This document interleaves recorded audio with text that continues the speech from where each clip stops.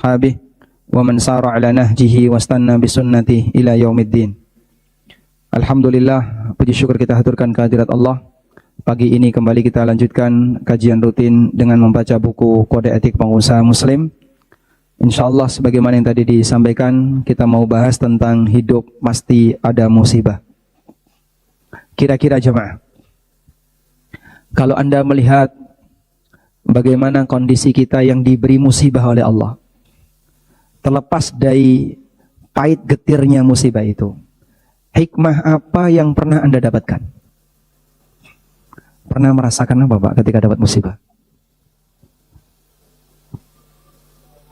Biasa saja.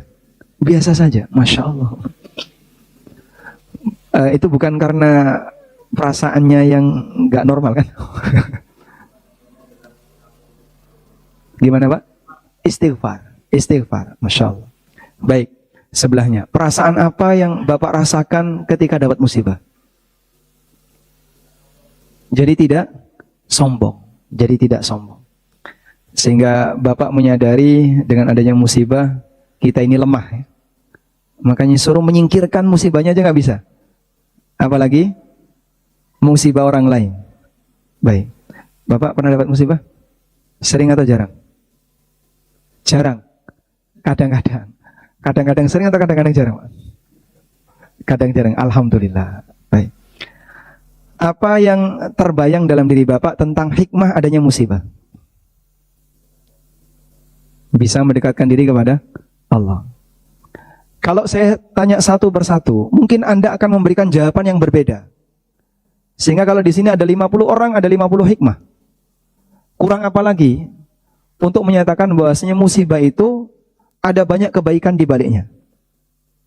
Itu pun kalau jawaban Anda berbeda dan setelah melalui perenungan, lalu Anda membuat sebuah pernyataan, yang saya rasakan seperti ini, yang saya rasakan seperti ini.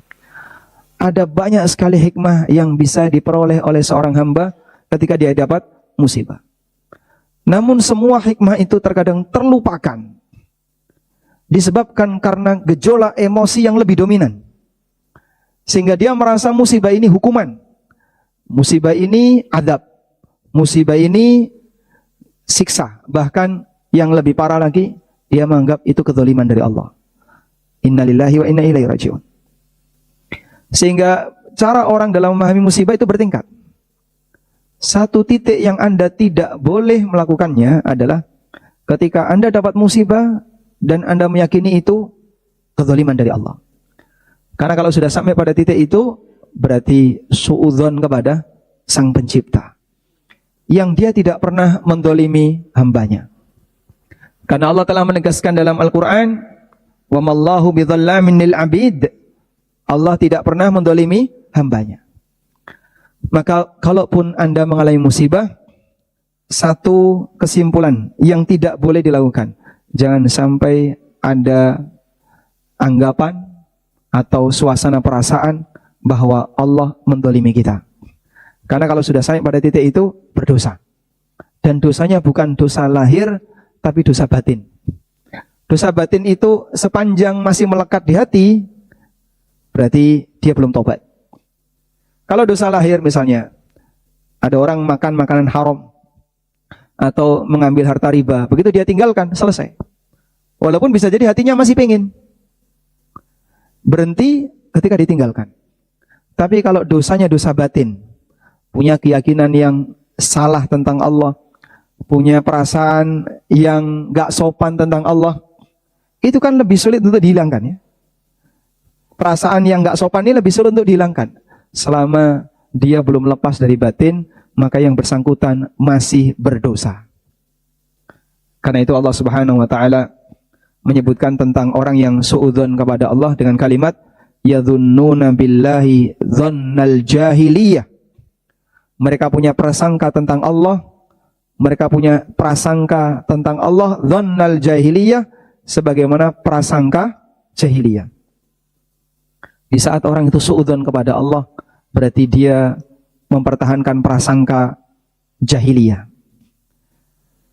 Setidaknya kalau misalnya kita sebutkan ya, beberapa hikmah dari adanya musibah.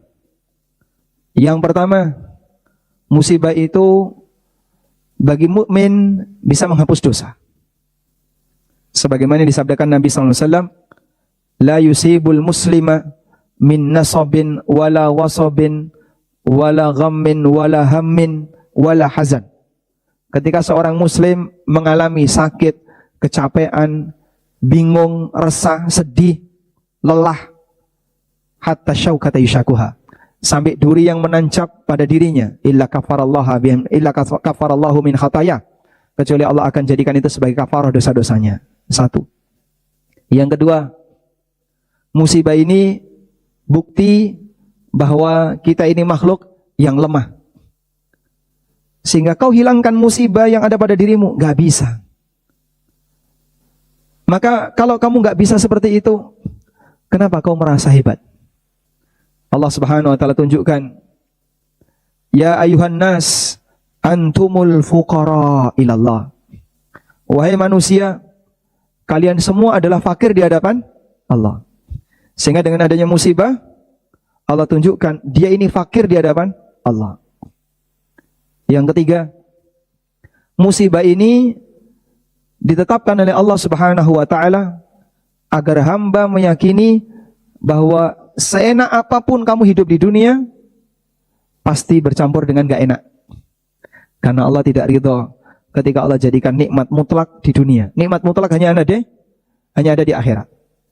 Karena itu Allah Subhanahu wa taala berfirman, ya ayyuhal insan innaka kadihun ila rabbika kadhan famulaqih. Fa amma man utiya kitabahu biyamini fasawfa yuhasabu hisaban yasira. Kemudian fasawfa yuhasabu hisaban yasira. Allah akan berikan dia hisab yang baik di saat dia kelelahan untuk menuju Allah. Melakukan perjalanan, innaka kadihun ila rabbik. Sesungguhnya kamu itu betul-betul capek menuju Rabbmu. Famulaqih, sampai kamu ketemu Allah. Hidup ini capek. Saya capek, Anda juga capek. Coba, Bapak, usia berapa? 34. Diberi usia yang panjang mau nggak? Mau. Kita doakan semoga beliau di usia 200 tahun. Hah? Kepanjangan? Loh. Nanti bisa ganti istri. Misalnya Anda dikasih usia 200 tahun, sanggup nggak? Insya Allah. Masya Allah. Yang sudah punya pengalaman, usia berapa Pak? 75. Capek nggak? Usia 75 itu? Mungkin linu-linu, pegel-pegel. Misalnya dikasih usia 750. Dilipatkan 10 kali. Sanggup kira-kira? Kita akan mengatakan, Masya Allah, usia sepanjang itu, nanti badan kita kayak apa? Orang dulu kan usianya 1000 tahun ya. Seperti Nabi Nuh alaihissalam, ada yang mengatakan usia beliau 1050 tahun. 1050 tahun. Usia dakwahnya 950, sedangkan usia wafatnya beliau 1050 tahun. Itu gimana Pak? Wallahu a'lam. Allah kasih usia yang demikian panjang. Tapi orang sekarang jasadnya nggak sanggup. Sampai di usia 100 tahun sudah kurus. Tinggal kulit sama tulang. Orang yang paling tua untuk hari ini siapa? Yang dikatakan paling tua usianya. Orang Thailand katanya. Berapa itu? 200-an. 200-an ada? 200-an. Ada orang Thailand yang usianya sudah mencapai 200-an tahun. Nggak bisa apa-apa. Hanya bisa berbaring, kurus. Tinggal kulit sama tulang. Makanan sudah tidak terasa enak. Kemudian kalau ke toilet susah. Ngerepoti banyak orang. Dia nggak bisa apa-apa. Hidup di dunia capek. Maka Allah Subhanahu wa taala tunjukkan, ya ayyuhal insan innaka kadihun ila rabbik. Sesungguhnya kalian tuh capek menuju Allah. Famulaqih, sampai kalian ketemu Allah. Nah, di saat ketemu Allah ada dua pilihan. Fa amma man utiya kitabahu biyamini fasawfa yuhasabu hisaban yasira.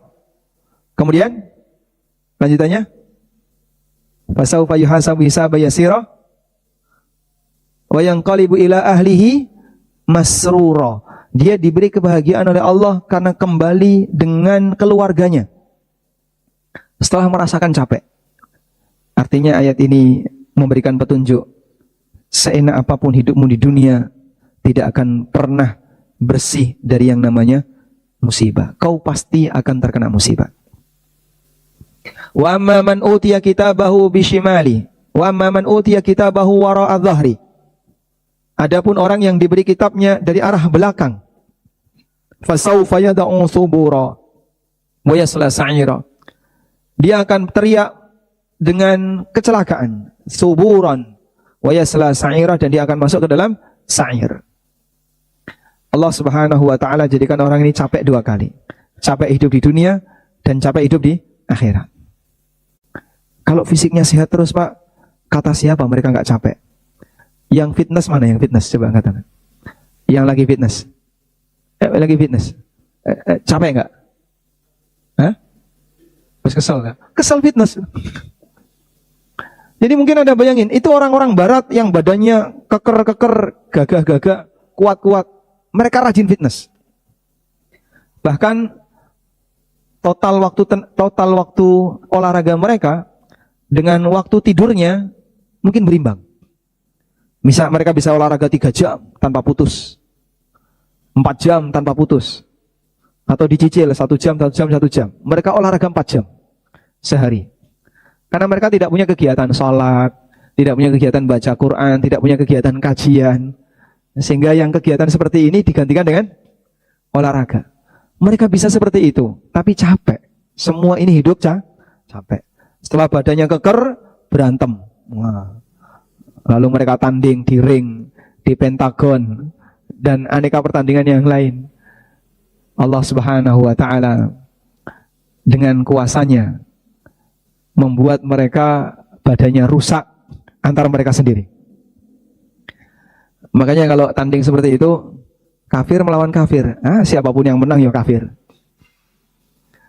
Dan Allah rusak badan mereka dengan cara seperti itu. Tidak berfungsi untuk kegiatan menyakiti kaum muslimin, karena mereka menyakiti diri mereka sendiri.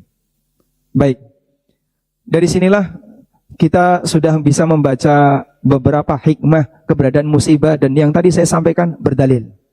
Baik hikmah yang pertama, kedua maupun ketiga, dan masih banyak hikmah yang lain. Sehingga dengan semua hikmah itu, setidaknya kita sudah mendapatkan kesimpulan, musibah itu bukan azab. Musibah itu bukan azab. Apalagi disebut kezaliman dari Allah. Meskipun bagi mereka yang berbuat dosa, bisa jadi musibah itu berfungsi untuk hukuman yang disegerakan. Tapi hakikatnya itu rahmat.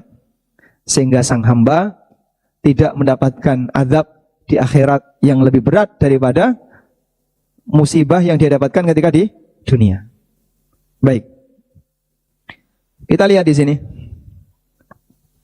Adanya berbagai musibah lahir batin membuat mereka sangat kelelahan.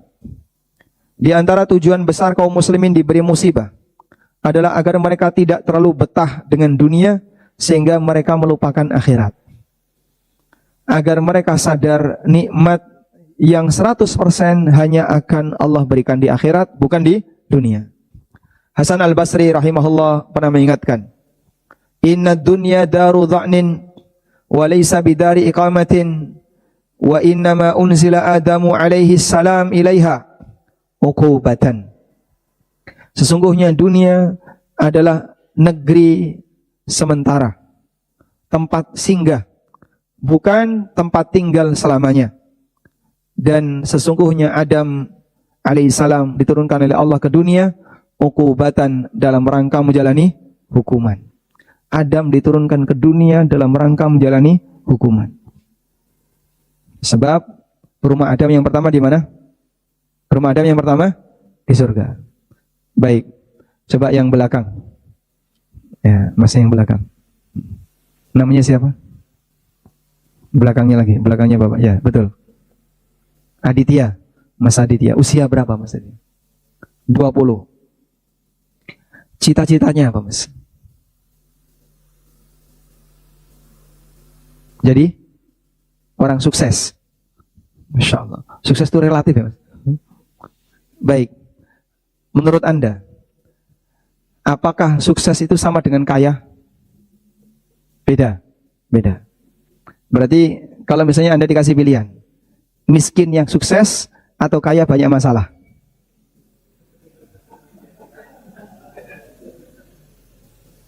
Pilih mana? Apa ada miskin sukses?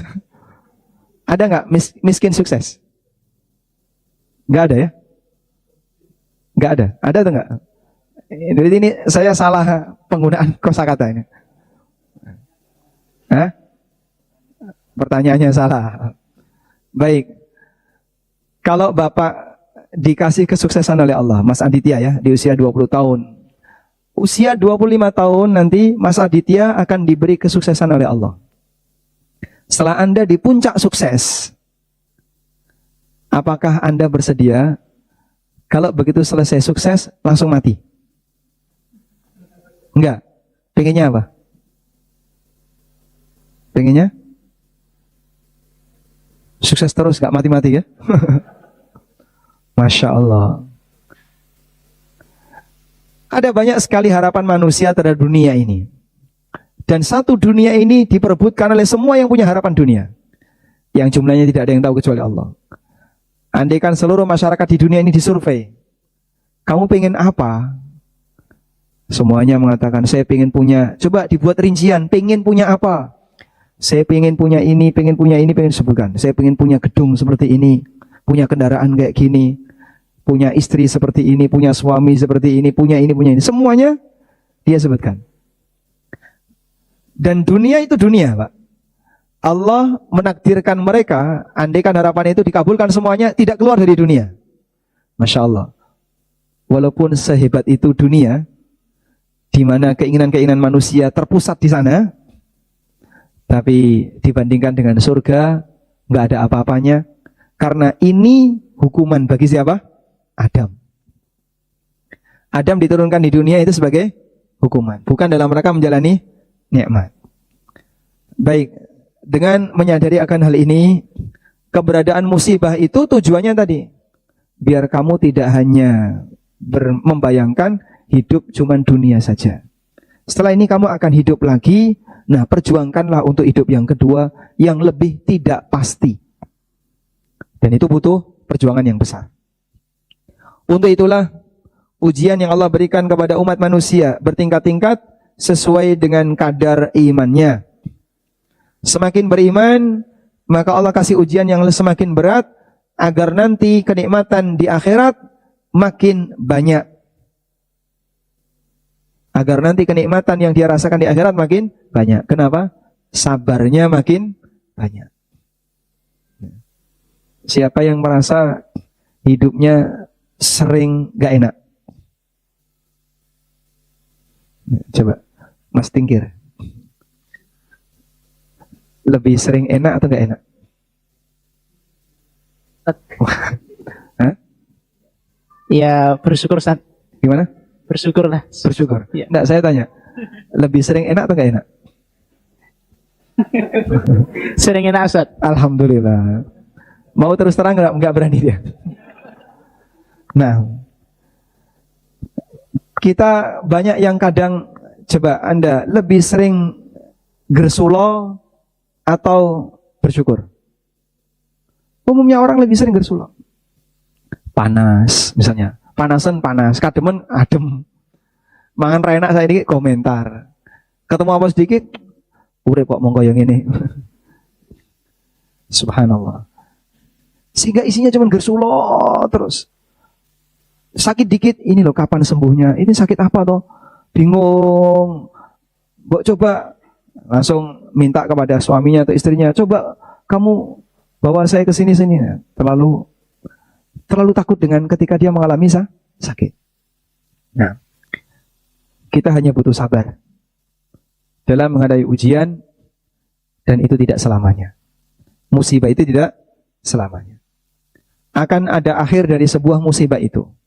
Akhir itu apa? Dua. Antara akhir yang pertama adalah Allah cabut musibah itu. Akhir yang kedua, Allah Subhanahu wa taala wafatkan yang bersangkutan sehingga dia mati dalam keadaan sedang menerima musibah. Ujian terbesar Allah berikan kepada para nabi dan orang-orang saleh sesuai tingkat kesalehannya. Sa'ad bin Abi Waqqas pernah bertanya, "Ya Rasulullah, siapa manusia yang paling besar ujiannya?" Jawab Nabi sallallahu alaihi wasallam, "Al-anbiya, thumma al-amthal fal-amthal. Yubtala al-'abdu ala hasabi dinihi." Siapakah yang paling besar ujiannya? Jawabannya adalah para nabi. Kemudian yang tingkatannya di bawah para nabi dan di bawahnya lagi, yubtala al-'abdu ala hasabi dinihi. Masing-masing hamba diuji oleh Allah sesuai dengan tingkatan agamanya. Sehingga semakin bertakwa kepada Allah, ya, ujiannya semakin berat. Dan ini di luar pilihan. Ini di luar pilihan. Makanya kalau Anda saya pengen jadi orang tanpa musibah, bisa nggak? Nggak mungkin. Tapi kalau saya pengen jadi orang yang musibahnya sederhana saja, bisa? Hah? Bisa nggak? Nggak bisa dihindari. Karena yang namanya musibah itu di luar pilihan manusia. Yang bisa dilakukan adalah berdoa kepada Allah, berharap semoga hidup ini diberi oleh Allah kondisi yang nyaman dan musibahnya ringan. Jadi boleh kita minta kepada Allah agar diberi musibah yang ringan. Karena begini Pak, siapapun yang hidup diberi musibah sebagai ujian. Ujian ini ada yang ringan, ada yang berat. Kematian itu adalah akhir dari semuanya. Baik Anda berhasil maupun tidak, semua pasti mati. Sudah? Kira-kira kita lebih milih mana? Diberi ujian yang berat atau diberi ujian yang ringan? Kita pengennya ringan. Yang penting berhasil. Nah, itulah yang diajarkan Nabi SAW. Sering-sering berdoa kepada Allah. Allahumma inni as'alukal afwa wal afiyah fid dunya wal akhirah. Allahumma inni as'alukal afwa wal afiyah fi dini wa dunyaya wa ahli wa mali. Itu isinya doa mohon kepada Allah. Kalaupun hidup ini tidak bisa lepas dari yang namanya musibah, ya setidaknya musibahnya tidak terlalu berat. Musibahnya tidak terlalu berat. Yang masih bisa ditanggung, yang lebih ringan untuk diselesaikan, agar kita tidak terbebani sesuatu yang justru akan membahayakan hidup. Selanjutnya, adanya musibah akan menguji manusia. Siapa di antara mereka yang mau beribadah dalam semua keadaan, tidak hanya pilih-pilih kondisi, hanya beribadah ketika, atau siapa yang hanya mau beribadah ketika rizki lagi lancar, badan sedang sehat, hanya mau sholat jika punya duit, dan seterusnya. Dan ini salah satu di antara contoh ibadahnya orang munafik. Allah kasih ujian kepada hamba untuk menguji kesetiaan mereka. Ada yang diberi ujian tapi tetap setia. Ada yang ketika diberi ujian, dia nggak setia, mutung. Akhirnya nggak mau ibadah. Ada banyak cerita tentang itu ya. Saya punya teman Pak, dulu kita sama-sama marbot di masjid. Dan beliau sampaikan, bapak saya nggak mau sholat, tapi kalau saya kasih duit, mau sholat. Selama punya duit, mau sholat. Begitu nggak punya duit, nggak mau sholat. Sampai anaknya ini pusing. Saya bingung mikir bapak. Kalau saya kasih duit, mau sholat. Kalau nggak dikasih duit, nggak mau sholat. Masalahnya anaknya belum kerja. Kerjanya serabutan, kadang dapat, kadang tidak. Ada juga orang yang dia hijrah. Ketika dia hijrah, ketika setelah hijrah kok makin nyungsep, gak kuat dia, balik lagi ke kondisi sebelumnya. Sehingga dia tidak komitmen untuk berbuat taat, disebabkan karena Allah tidak memberikan kesejahteraan hidup yang lebih untuknya. Nah, yang seperti ini bahaya. Coba kita lihat di ayat 11 dari surat Al-Hajj. Dalam Al-Quran Allah menceritakan model manusia yang hanya mau masuk Islam dan mau membela Islam ketika Islam itu menguntungkan bagi hidupnya. Sehingga setelah dia masuk Islam, dia merasa rizkinya makin lancar, usahanya makin berkembang, kemudian ternaknya banyak menghasilkan keturunan, bahkan sampai istrinya melahirkan anak laki-laki, orang dulu bahagia. Wah, berarti agama ini memang agama yang benar. Buktinya sejak saya masuk Islam, ekonomi saya jadi makin naik. Sebaliknya, ketika mereka selesai masuk Islam, kok kondisi ekonominya nyungsep, ternaknya tidak makin berkembang, kemudian hasil pertaniannya tidak semakin bagus. Terus mereka komentar, berarti agama ini agama yang enggak benar. Nah, fenomena ini Allah ceritakan di surat Al-Hajj ayat 11. Coba kita baca ya. Nah, bawa buku Mas. Bisa dibaca. Surat Al-Hajj 118 ayat 11. Mikrofon. Silakan dibaca. Antum ya. Ya bebas, siapa yang mau baca? Ini ujian ya. Allah Ta'ala berfirman, A'udzubillahi minasyaitonir rajim. Wa minan nasi may ya'budullaha ala harfin fa inna ma'anna bihi wa in asabathu fitnatun inqalaba ala wajhihi khasirat dunya wal akhirah. Yang artinya, di antara manusia ada orang yang menyembah Allah di pinggiran.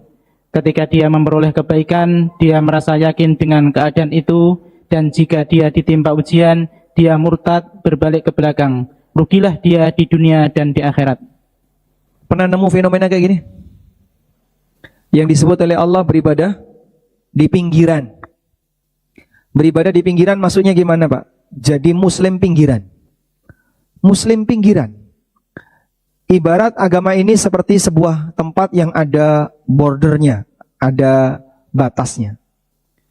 Dia berada di ujung. Lagi enak, bertahan. Gak enak, keluar. Enak, bertahan. Gak enak, keluar. Dan itu dialami oleh sebagian Badui. Orang Arab, orang Badui yang mereka punya karakter kemunafikan. Allah Subhanahu wa taala menyebut mereka dengan kalimat khasirat dunya wal akhirah. Orang seperti ini rugi dunia akhirat. Orang seperti ini rugi dunia akhirat. Kata Ibnu Abbas radhiyallahu anhu, kalau Bapak punya tafsir Ibnu Katsir bisa dibuka ya. Dalam tafsir Ibnu Katsir disebutkan ada sebagian orang Badui yang dia masuk Islam. Selesai dia masuk Islam, dia pulang. Terus dia niteni ya. Dia nengeri, nandain. Kalau nanti ternaknya banyak berkembang, kemudian pertaniannya, mereka bukan pertanian ya, kudanya bisa melahirkan, ontanya melahirkan, anaknya laki-laki lahir, istrinya melahirkan anak laki-laki, maka mereka mengatakan hadza dinun saleh, ini agama yang benar. Dan sebaliknya, ada Badui yang masuk Islam, begitu dia pulang, ekonominya tidak berkembang, kemudian ternaknya juga tidak berkembang, lalu dia mengatakan hadza dinun batil, ini agama yang batil. Sehingga kebenarannya diukur berdasarkan apa? Kesuksesan duniawi. Dan sampai sekarang seperti itu masih ada. Itu lo lihat tuh. Setelah ngaji, usahanya makin nyungsep. Setelah ngaji, usahanya makin nyungsep. Dulu dia sukses. Sekarang setelah ngaji, dekat sama ustadz, bukannya berkahi malah moroti. Wah, ustadznya yang disalahkan. Sehingga ada sebagian orang yang dikomentari oleh orang lain, kenapa dia gagal, yang disalahkan, dia sekarang sudah menganut ajaran yang baru. Sumber kegagalan bagi hidupnya, la haula wala quwata illa billah. Allah Subhanahu wa taala tidak menurunkan syariat ini untuk membuat manusia jadi miskin. Nah, masih banyak orang yang berpikir hijrah, taubat, menggeluti ekonomi sesuai syariat akan menyelesaikan semua beban utang dan masalah hartanya. Atau ketika dia resign dari pekerjaan yang haram, maka dia akan mendapatkan penghasilan yang lebih besar. Ketika ternyata harapan itu tidak dia dapatkan, dia pun akhirnya balik arah dan meninggalkan aturan agama. Dan saya pernah ketemu dengan orang seperti ini. Dia sempat hijrah, kemudian bertahan, tapi dia merasa nggak nyaman. Akhirnya dia tinggalkan kegiatan-kegiatan hijrah, hilang dari masjid, yang dulu jenggotnya agak panjang dicukur, kemudian sudah tidak lagi melakukan sholat jamaah, tidak ada dalam forum kajian, dan banyak yang dia tinggalkan. Hilang. Dia tidak istiqomah. Baik, semoga kita tidak menjadi orang seperti itu.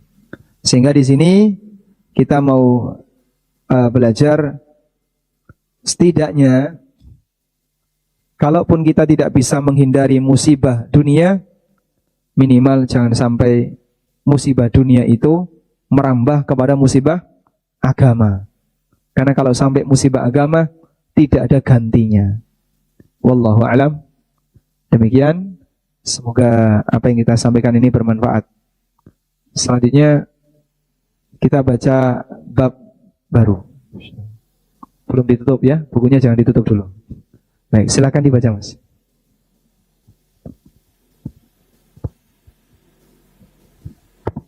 Ya, kita masuk di bab berikutnya. Banyak taubat termasuk sebab kebaikan dunia akhirat. Allah menceritakan dalam Al-Quran bahwa Nabi Nuh alaihissalam pernah meminta kaumnya untuk banyak istighfar. Dan beliau menjanjikan dengan banyak istighfar, Allah akan membukakan pintu rizki dari langit dan bumi. Sebagaimana Allah berfirman, menceritakan tentang Nuh alaihissalam, فَقُلْتُ اسْتَغْفِرُوا رَبَّكُمْ إِنَّهُ كَانَ غَفَّارًا يُرْسِلِ السَّمَاءَ عَلَيْكُمْ مِدْرَارًا وَيُمْدِدْكُمْ بِأَمْوَالٍ وَبَنِينَ وَيَجْعَلْ لَكُمْ جَنَّاتٍ وَيَجْعَلْ لَكُمْ أَنْهَارًا مَا لَكُمْ لَا تَرْجُونَ لِلَّهِ وَقَارًا. Yang artinya, maka aku Nuh katakan kepada mereka, mohonlah ampun kepada Tuhanmu, sesungguhnya Dia adalah Maha Pengampun. Niscaya Dia akan mengirimkan hujan kepadamu dengan lebat dan membanyakkan harta dan anak-anakmu, dan mengadakan untukmu kebun-kebun dan mengadakan pula di dalamnya untukmu sungai-sungai. Mengapa kamu tidak percaya akan kebesaran Allah? Al-Hafidz Ibnu Katsir menjelaskan ayat ini, ai idza tubtum ilallahi wastaghfiratumuhu wa ati'tumuhu kathura rizqi alaikum wa asqakum min barakatis samai wa ambata lakum min barakatil ardi wa ambata lakum zar'a wa adarra lakum dar'a wa amdakum bi amwa Wa amaddakum bi amwalin wa amaddakum bi amwali wa banin. Nah, kalau mau diharakati ya, idza tubtum ilallahi wastaghfartumuhu, istaghfartumuhu wa ata'tumuhu kathara rizqa alaikum wa asqakum min barakatis samai wa ambata lakum min barakatil ardi wa ambata lakumuz zar'a wa adarra lakumud dar'a wa amaddakum bi amwalin wa banina. Selanjutnya, Maksudnya jika kalian bertobat kepada Allah dan meminta ampunan kepadanya serta mentaatinya, maka niscaya Allah memperbanyak rezeki kalian, dan Dia akan menurunkan hujan kepada kalian berupa keberkahan dari langit, dan Dia akan menumbuhkan bagi kalian keberkahan bumi, menyuburkan bagi kalian tanaman, memperbanyak susu bagi kalian dari peternakan, dan memperbanyak untuk kalian berupa harta dan anak. Tafsir Ibnu Katsir. baik, dan ini janji Allah ya. Walaupun yang menyampaikan Nabi Nuh, tapi tentu saja tidak hanya terbatas pada umatnya Nuh. Sehingga siapapun yang rajin istighfar, mohon ampun kepada Allah dengan serius, Allah kasih jaminan itu. Yursilis sama'a alaikum midrara, Allah akan turunkan hujan kepada kalian, kemudian Allah akan lapangkan rezeki kalian, kalian akan dikasih keturunan, dan seterusnya. Selanjutnya,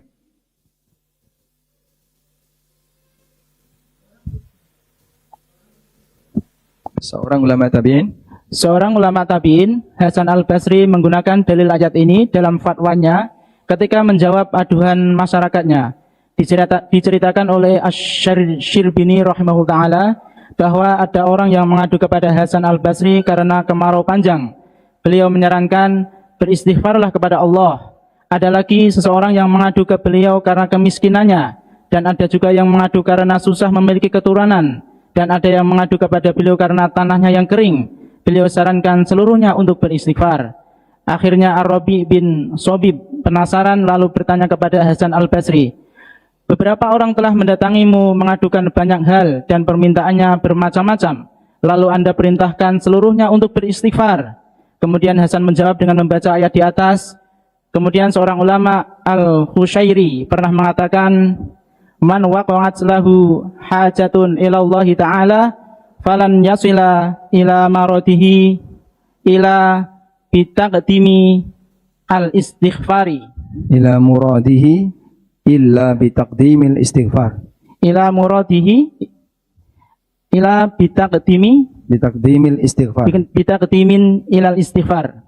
Siapa yang memiliki harapan yang ingin disampaikan kepada Allah, maka tidak akan mencapai apa yang dia inginkan kecuali dengan mengawalinya dengan istighfar. Nah, dan ini salah satu di antara alasan sah-sah saja seseorang sebelum berdoa dia banyak mohon ampun kepada Allah. Makanya kalau Bapak punya kesempatan doa yang panjang, misalnya habis azan sampai qomat, ada waktu 5 menit berdoa kepada Allah. Urutannya istighfar dulu, baca salawat untuk Nabi SAW sebelumnya, memuji Allah, memberikan salawat untuk Nabi SAW, kemudian kita istighfar, lalu kita mohon kepada Allah hal-hal yang sifatnya untuk kepentingan bersama, baru kemudian yang spesifik untuk kepentingan pribadi.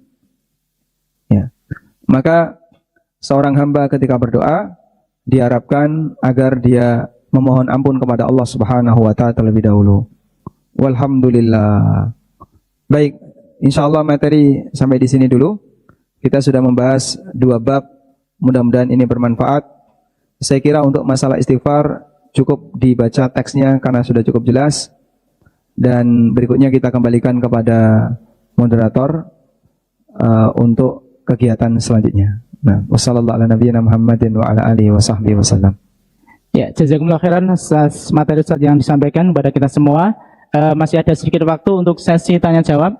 Kami beri kesempatan kepada teman-teman ikhwan. Oke, baik.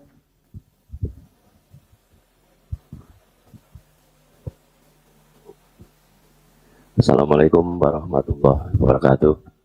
Waalaikumsalam warahmatullahi wabarakatuh. Ustadz, mungkin ini dulu pernah dibahas di Godian Mengaji.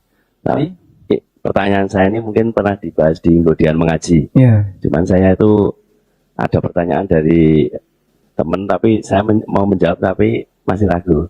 Pertanyaannya begini Ustadz, fikih korban untuk satu keluarga itu kalau ayahnya sudah berkorban, terus karena dia sudah beristri tapi dia tinggal satu atap dengan ayahnya, itu dia wajib korban atau tidak?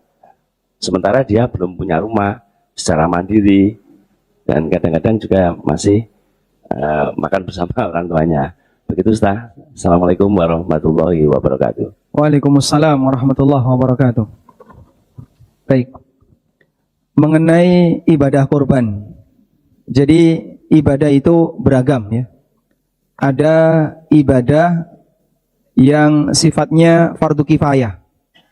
Sehingga satu pelaksana sudah menggantikan semuanya. Contohnya adzan. Maka di masjid ini adzan, yang lain jangan adzan. Nanti lucu malah ya. Cukup satu. Yang kedua, ada ibadah yang dia mewakili sekeluarga. Contohnya korban. Sehingga di keluarga itu, satu kepala keluarga, dia berkorban atas nama dirinya dan seluruh anggota keluarganya yang dinafkahi. Yang dia nafkahi. Itu sudah cukup satu hewan. Kalau dia mau korban lebih, 2, 3 terserah. Tapi tetap atas nama kepala keluarga atau yang punya uang untuk pengadaan hewan korban tersebut. Jadi kalau yang korban istri, uangnya pakai uang pribadi istri, maka istri berkorban atas nama dia dan seluruh anggota keluarganya. Semua anggota keluarganya dapat pahalanya. Baik. Nah, selanjutnya batasan anggota keluarga yang dia masuk dalam satu paket korban itu siapa? Jawabannya adalah orang yang satu sumber nafkah. Orang yang dia masih satu sumber nafkah. Ini batasan yang lebih tepat. Sehingga kalau si A punya 5 anak, anak pertama sudah nikah, laki-laki, tapi masih dinafkahi oleh si A. Masih dinafkahi oleh si A. Dan dia tinggal bersama si A. Maka dalam kondisi ini, nanti ketika si A ini berkorban, bisa tercakup di bawahnya juga anaknya yang dia nafkahi. Tapi kalau dia sudah bebas nafkah, sudah mandiri, bisa mencukupi kebutuhannya sendiri, sudah nol mengambil dari orang tua. Kalaupun orang tua ngasih ya sifatnya hadiah, karena momentum tertentu, misalnya karena lebaran, bukan ngasih karena sebagai nafkah. Ya, sehingga misalnya orang tua tetap ngasih anaknya walaupun anaknya kaya, tapi dikasih dalam bentuk angpau ke cucu-cucunya. Nah, ini untuk cucunya A, ini cucunya B, dikasih angpau. Padahal bapaknya kaya, tapi kakeknya ngasihnya ke cucunya. Boleh diterima nggak? Boleh diterima? Boleh? Nggak boleh? Boleh, sah-sah saja ya. Tapi ngasih ini nafkah atau bukan? Ngasih angpau itu nafkah atau bukan? THR itu nafkah bukan? Bukan. Itu apa? Hadiah. Ini hadiah. Nah, yang seperti ini tidak menjadi penghalang ketika dilakukan satu korban untuk bersama. Wallahu a'lam. Jadi kata kuncinya satu nafkah. Kalau tinggal terpisah tapi satu nafkah, bisa korban satu untuk semuanya. Mahasiswa itu tinggalnya di mana?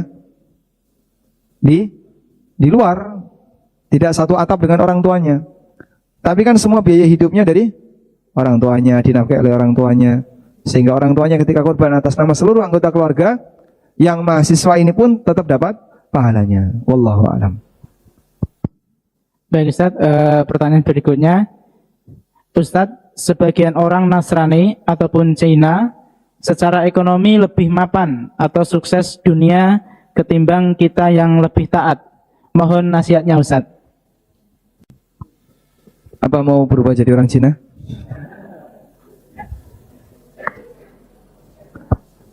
Apakah Anda merasa iri kalau orang-orang kafir itu lebih kaya dari kita? Ada nggak bapak-bapak yang merasa iri? Kenapa Yahudi kok lebih kaya dari kita? Anda iri nggak? Iri? Ngapain iri ya? Rasulullah Sallallahu Alaihi Wasallam dijenguk oleh Umar bin Khattab radhiyallahu anhu. Sewaktu beliau sakit, kemudian istirahat di sebuah gubuk di sebuah kebun milik orang Ansor. Saat beliau bangun, ngecap bekas stiker yang ada di punggung beliau, Umar nangis. Kemudian Nabi SAW tanya, "Mayu bekik, kamu ngapain nangis?" Lalu Umar menyampaikan, "Ya Rasulullah, di sana ada raja Romawi, di sana ada raja Persia dengan aneka kemegahan yang mereka punya, tapi Anda seperti ini kondisinya." Kemudian Rasulullah SAW mengatakan, "Ama tarda in kana lahumud dunya walanal akhirah." Apa kamu tidak bahagia kalau mereka hanya punya dunia sementara kita punya akhirat? Karena mereka setelah ini sudah nggak ada kesempatan lagi. Ya sudah, nikmatnya cuman sekarang. Maka kenikmatannya sudah habis begitu dia mati. Sehingga orang kafir kalau mati namanya apa? Mate. Ya. Nikmati wis entek. Betul Pak? Karena sudah habis, besok sudah tidak mendapatkan nikmat apapun. Wallahu a'lam.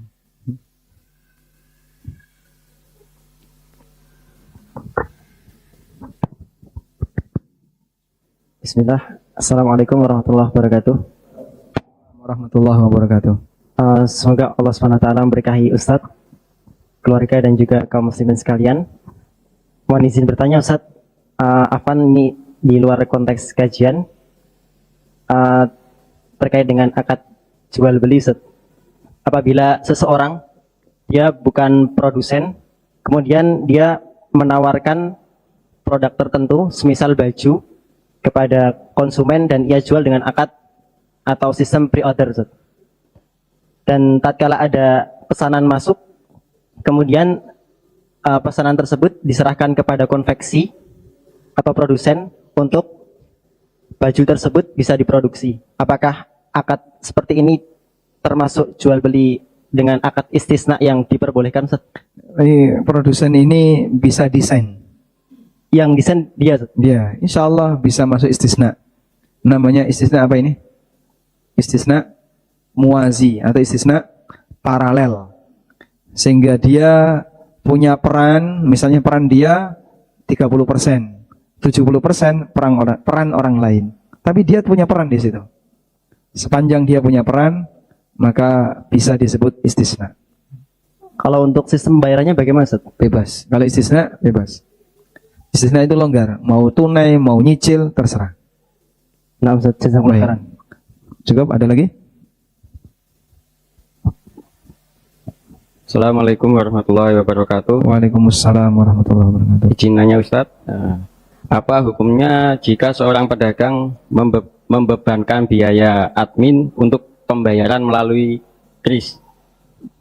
Contoh misalkan seorang pedagang menjual sebuah produk, jika pembayaran melalui cash dia 10.000, tapi ketika melalui kris harganya tetap 10.000, tapi ada tambahan biaya admin Rp500. Baik, dan biaya itu dari bank ya, bank yang minta, tapi dibebankan ke konsumen yang bayar pakai kris.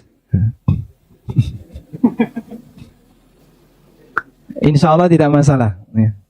Insya Allah tidak masalah. Sehingga kalau dia memilih pembayaran pakai A, memilih pembayaran pakai B, lalu ada beban admin, kemudian dia diminta untuk bayar, insya Allah tidak masalah. Wallahu a'lam. Cukup insyaallah, Ustaz. Cukup, walhamdulillah. Ada lagi? Tidak ada? Baik, mudah-mudahan apa yang kita pelajari ini bermanfaat. Insya Allah di pertemuan berikutnya, pekan depan ya. Pekan pertama kan? Pertama dan kelima. Oh 3, pekan ketiga. Kita akan bahas tentang teori zuhud menurut Ibnul Qayyim. Demikian, wassallallahu ala nabiyyina Muhammadin wa ala alihi wa sahbihi wasallam. Wa akhiru da'wana alhamdulillahi rabbil alamin. Wassalamualaikum warahmatullahi wabarakatuh.